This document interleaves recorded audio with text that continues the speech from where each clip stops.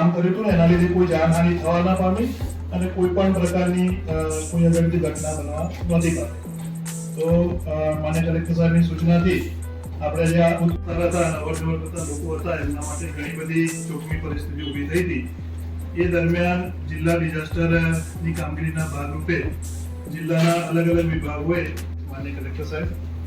માન્ય મ્યુનિસિપલ કોર્પોરેશનના કમિશનર સાહેબ, માન્ય એસપી સાહેબ, માન્ય ડીડીઓ સાહેબ, માન્ય ડીસીએફ સાહેબ, માન્ય ધારાસભ્ય શ્રી પંકજભાઈ સાહેબ, મહિડા સાહેબ,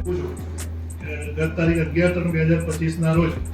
જિલ્લામાંથી પસાર થતા નેશનલ એક્સપ્રેસ હાઈવે નંબર 1 ઉપર નડિયાદ પાસે ઘણું જોખમી કેમિકલ ભરેલું કેમિકલ છે અને એ નુકસાન પહોંચાડે જ છે. અમારા ધારાસભ્ય શ્રી મહોદા ત્યાં જ હતા. એમને ખ્યાલ છે કે ત્યાં જાઓ તો ખબર પડી જ જાય કે આમાં બહુ ડેન્જરસ